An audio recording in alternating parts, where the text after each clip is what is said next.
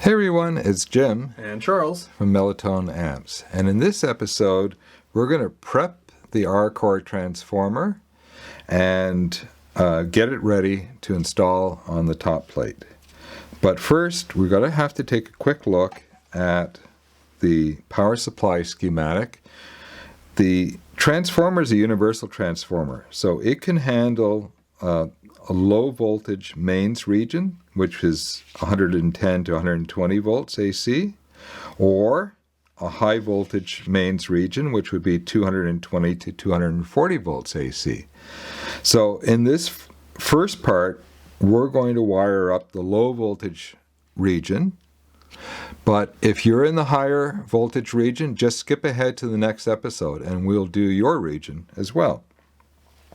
Okay, so after you get your transformer wires all unbundled, the very first thing we have to do is twist the filament supply, which is this pair of white wires.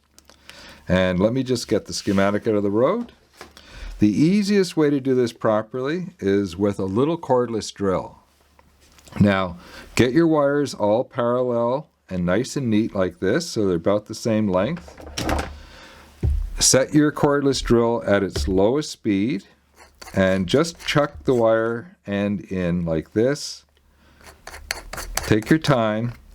It's really important that the twist on the filament wire is nice and tight. And even. We'll show you how to do it. Now, it's very important that you support and hold the end of the wire where it goes into the transformer, because we don't want to apply twist into here or we could actually damage the connection. So by holding it here, we've got a good grip on it and it's not going to twist beyond our fingers. So just take your time. You're in low speed.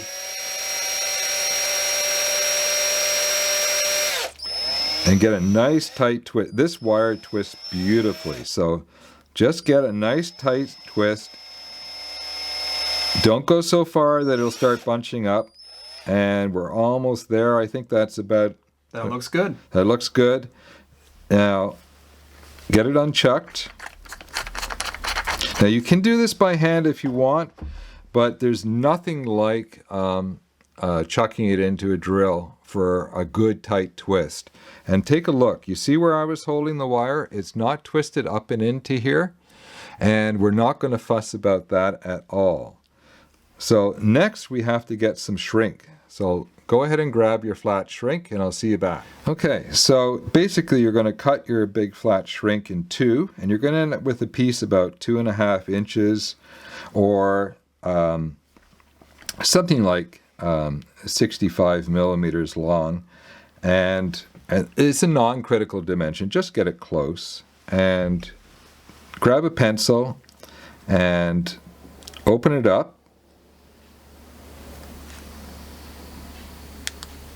Can be a little fussy, but it'll happen. There we go. And just open it up into a tube, which is what it really wants to be. So let's start over here on the secondary side. And just get your wires all nice and neat.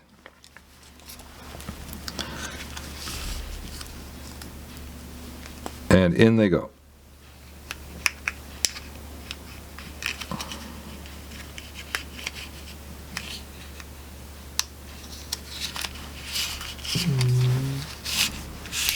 There we go, and you're going to bring the shrink all the way up to the end here.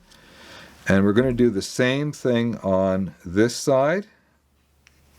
I think you know what you're doing. I'll see you back in just a minute. Okay, now we want to shrink it on. Now, when you're shrinking, you can't do this with an open flame. A mini hot air gun is absolutely the best way to do this. If you're really stuck and you don't have anything like this, a blow dryer will work if it's got a small nozzle that you can put on as an attachment. But you do not want to use an open flame, and you don't want to use a heavy-duty heat gun, something that's really large and hot. So take your time, make sure everything is in position.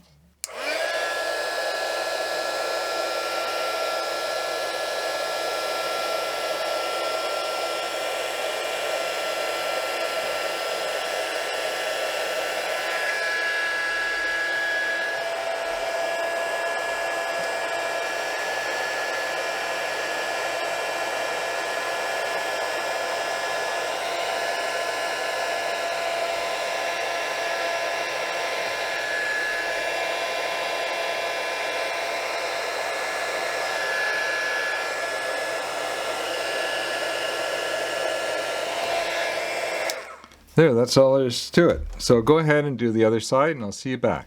Okay, so it's time to snip the length. And it's a non-critical dimension, but take your time and make sure you're reasonably close to what we're aiming for.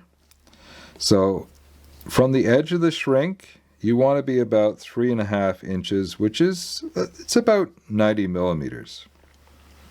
See if everybody can see that. And we're just going to come in with our snips. And the green wire we're going to do in a minute. It's going to be separate. And the black and gray are the same length. So we're just going to line everybody up. And Bob's your uncle. That's done. Okay, now the green wire is going to be quite a bit shorter.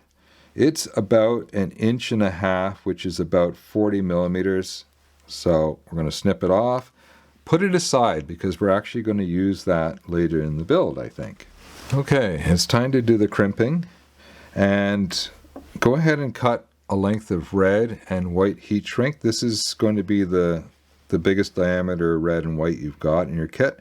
And it's going to be about 1 inch or maybe a little over 1 inch, 25 millimeters or maybe a touch over. It's a non-critical dimension. And we're going to want to strip back and join up into the female spade connector a pair of wires. So it's going to be the pair of red and orange and the pair of black and gray. And what you want to do is strip back just a little bit more than the barrel size. But don't forget to put your heat shrink on first, or you might mess up the twisted metal or twisted wire. Thanks, Charles. So he was a reminder for all of us. And there we go. So the white, of course, is the neutral, and it goes on the black and gray wire. You all knew that already. Now let's just check and make sure our wires are the right length, and they're pretty close. Now, never strip back too tight that you nick the wire and damage it. And if you strip a little bit too much, that's fine. I'll show you, we're gonna trim it anyways to fit.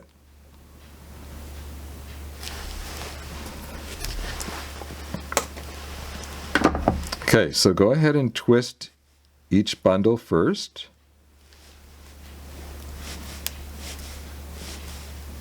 Now we're going to twist them together. Ah, look at that. Well, no, I don't know if it's close enough. I think I'm going to take a little bit more off the orange wire. Just a nubbins. There we go.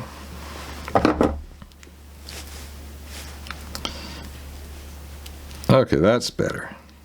Now twist them together like this. Okay, let's fit it and see how it fits. And it should be a little longer than where the crimp is going to be, but not so long that it's inside the barrel itself of the connector. So we just stripped and twisted a little bit long, which is fine. We'll just snip it back. Make sure you put those little hairs into the garbage. Or they'll find their way into your feet. Don't ask Charles how he knows that. Now, there's a how-to series on soldering and crimping and shrinking, and there's a link to the playlist below every video. So it might be wise, if you haven't watched them, if you're not familiar with how to do a good crimp, to go ahead and watch that. It helps to put a little tiny push towards the middle, close up the strain relief on the end of the terminal. And this is how you load a terminal in a crimper. It's important that you're using the right crimper. You can see that this side has no writing on it. On this side, we're 1.5 millimeters squared. That's the size of the wire that it's designed for, but that'll be the right size crimp for the job. And make sure that you're poking through a little bit, because what happens is when you make the crimp, is that it actually tightens up the wire a little bit.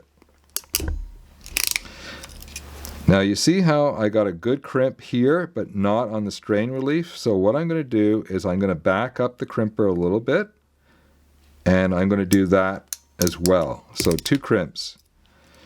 Now, if you were working on a, let's say, a single wire, we're not, but if you were and it was a little loose, you would go down to the next crimp size and tighten it up, yeah? Okay. So now you can just test your crimp. If that wire is in there nice and snug, you'll know.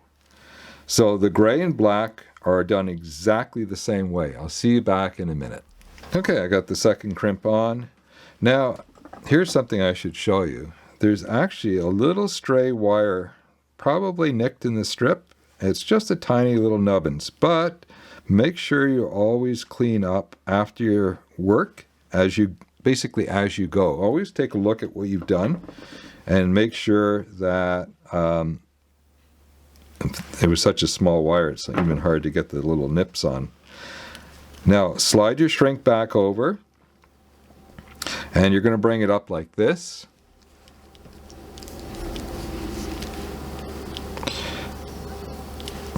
And I think you know how to shrink by now, so I'll see you back in a minute. Okay, so the last thing we have to do in prepping the transformer is to just strip and tin the shield ground wire. This is the yellow-green wire. So we're just going to strip it back a little bit.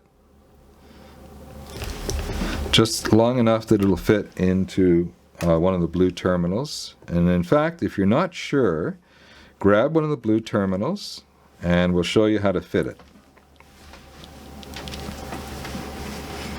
Okay, so now all of these blue terminals come from the factory with essentially the receivers closed.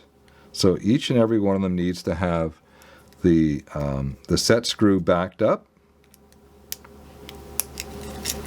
And that should be done before they're soldered. Absolutely. It's a real bear if you forget to do it, but you can recover. And then a small awl is really, pardon my reach. We're filming on my workbench in my lab, so all my tools are at hand. See how I've opened that up? Now, let's see how that fits. That's pretty good. It might be just a touch long, which is good, and I'm going to show you why in just a moment. So get your soldering iron on, and this is actually our first bit of soldering, so it's kind of exciting, even though it is tinning the end of the wire, so maybe it's not that exciting. And you're going to set it fairly low. So let's set it for 340C, which is going to be about 640 Fahrenheit. We're going to put a little bit of flux on that. So we're just going to do a little tiny dip. It doesn't have to be anything very much. And what we're going to do is we're going to load our tip with some solder. We're working now on a heat-resistant surface, and you see how I just lightly filled the wire in or tinned it.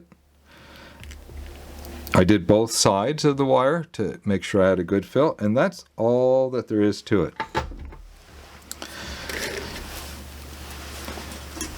And now we can just check our fit here, and we're just a hair long, and we just come along and we just trim it up with our snips. And there we go. Bob's your uncle. It's prepped and ready to go. Let's get it on the top plate.